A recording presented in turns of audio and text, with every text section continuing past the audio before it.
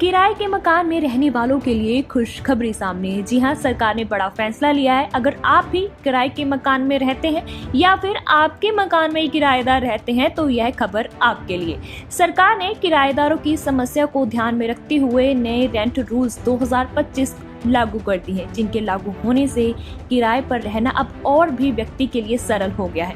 इन नियमों के तहत 60 दिनों के भीतर रेंट एग्रीमेंट का ऑनलाइन रजिस्ट्रेशन अनिवार्य कर दिया गया है तथा सिक्योरिटी डिपॉजिट की एक सीमा निर्धारित की गई है। चाहे आप किराएदार हो या मकान मालिक, इन नियमों को समझना और अपनाना बेहद जरूरी है, क्योंकि ना अब मनमाना किराया, ना भारी भरकम डिपॉजिट और ना ही कमजोर डॉक्यूमेंटेशन का झंझट। तो आप अपने फोन की स्क्रीन पर कुछ नियम देख पा रहे हैं, जिसमें रेंट एग्रीमेंट पर डिजिटल स्टैंप जरूरी है। एग्रीमेंट को 60 दिनों में ऑनलाइन रजिस्टर करना अनिवार्य है। देरी पर लग सकता है 50,000 रुपए से पेनल्टी। किराएदार का पुलिस वेरिफिकेशन जरूरी है, जिसमें आधार कार्ड, पैन कार्ड, इस तरह के डॉक्यूमेंट अब जमा कराना भी जरूरी हो गया है। रिहायशी मकानों में सिर्फ 2 महीने का आप एडवांस डिपॉजिट करवा सकते हैं। कमर्शियल प्रॉपर्टी में डिपॉजिट सीमा 6 महीने तक कर दी गई है। मकान मालिक अचानक किराया बढ़ा नहीं सकेंगे। किराया बढ़ाने के लिए कम से कम 90 दिन पहले लिखित नोटिस देना जरूरी होगा। इसके अलावा किराएदार को अचानक घर से खाली करने के लिए मजबूर नहीं किया जा सकेगा। बड़े शहरों में यह समस्या अक्सर देखने को मिलती है, लेकिन नए नियमों के तहत बिना रेंट ट्रिब्यूनल के आदेश के किसी को भी घर खाली नहीं कराया जा सकता।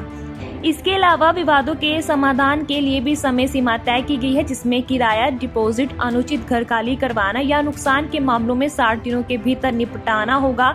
घर की मरम्मत और निरीक्षण के संबंध में भी नए नियम लागू किए गए हैं, जिसमें मरम्मत या निरीक्षण के लिए 24 घंटे पूर्व सूचना देनी होगी। साथ ही जरूरी मरम्मत 30 दिनों के भीतर पूरी करनी होगी। यदि मरम्मत नहीं होती तो किराएदार किराया कम कर सकता है या खुद मरम्मत कराकर उसे एडजस्ट कर सकता है।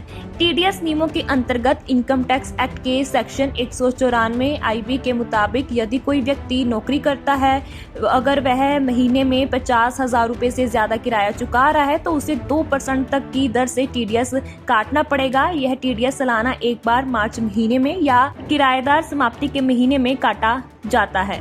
तो यहाँ पर मकान मालिकों के लिए यह नियम फायदेमंद हो गए। तो आपकी इस वीडियो पर क्या कुछ है, कमेंट सेक्शन में जरूर बताइएगा।